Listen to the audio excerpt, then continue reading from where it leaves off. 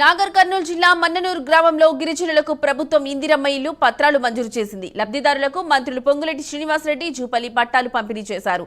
ఇందిరమ్మ రాజ్యంలో ప్రతి ఒక్కరూ సుఖ సంతోషాలతో ఉండాలని అన్నారు. ఇందిరమ్మ ఇల్లు నిర్మిస్తామని భరోసా ఇచ్చారు.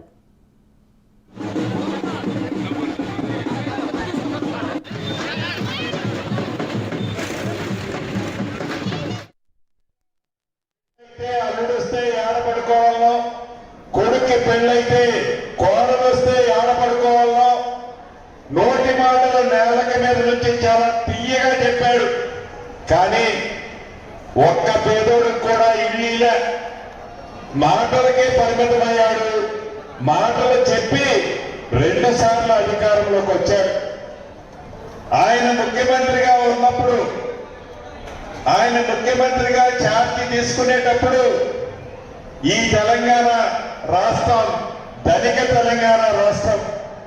ఇందాక జూపల్లి గారు చెప్పినట్లు అటువంటి ధనిక తెలంగాణ రాష్ట్రాన్ని ఎక్కడ అప్పు దొరుకుతున్నా, ఎవరు అప్పిస్తున్నా, ఎంత వడ్డీ అయినా పర్వాలేదు, మీరు డబ్బులు ఇవ్వండి అని 8,19,000 కోట్లు అప్పు చేశాడు తెలంగాణ రాష్ట్రంలో. మన ముఖ్యమంత్రి రేవంత్ రెడ్డి గారు ఛార్జీ తీసుకునేటప్పటికీ ఆనాటి ప్రభుత్వం చేసిన అప్పు 8,19,000 కోట్లు. అయినా కూడా ఆ ప్రభుత్వం ఏవైతే సంక్షేమ కార్యక్రమాలు అరాకొర మంచి కార్యక్రమాలు చేస్తే ఆ మంచి కార్యక్రమాలన్నీ ఏది ఆపకుండా ఆ కార్యక్రమాలన్నిటినీ చేస్తూనే, ఆ కార్యక్రమాలన్నీ పేదోడికి ఇస్తూనే, అప్పులు ఉన్నాయని తెలిసి కూడా ఆనాటి ముఖ్యమంత్రి వ్యవసాయం చేస్తే దండగా, ఊరేస్తే మీరు ఉరి వేసుకున్నట్టే అని చెబితే వ్యవసాయం దండ కాదు పండగని మన గౌరవ ముఖ్యమంత్రి రేవంత్ రెడ్డి గారు మన ఇందిరమ్మ ప్రభుత్వంలో చెప్పి అన్న మాట ప్రకారం 10 సంవత్సరాల్లో వాళ్ళు చేసిన రుణమాఫీ 17,000 కోట్లు. 10 నెలల్లో మీ ఇందిరమ్మ ప్రభుత్వం చేసిన రుణమాఫీ 21,000 కోట్లు. అంతేకాదు, మొన్న మీరు చూశారు, టింగ్ టింగ్ టింగ్ టింగ్ అంటూ మీ సెల్ ఫోన్లు 9 రోజులు మోగాయి.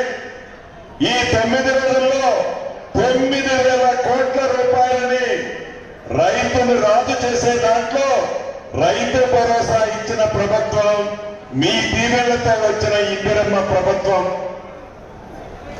అంతేకాదు, ఈ ఇందిరమ్మ ఇల్లు కూడా 10 సంవత్సరాల్లో వాళ్ళు మొదలుపెట్టిన 96,000 ఇల్లు, పూర్తి చేసిన 63,000 ఇల్లు, ఇంకా మొండిగోడలతో ఉన్నాయి 33,000 ఇల్లు. వచ్చేటప్పుడు దారిలో చూశాను, మన అచ్చంపేట నియోజకవర్గంలో కూడా మొండిగోడలు ఉన్నాయి.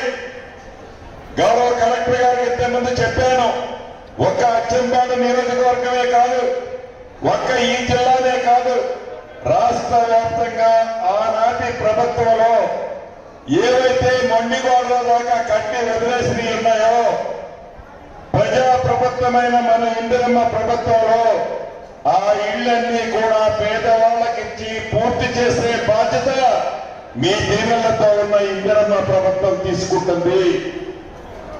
అంతేకాదు,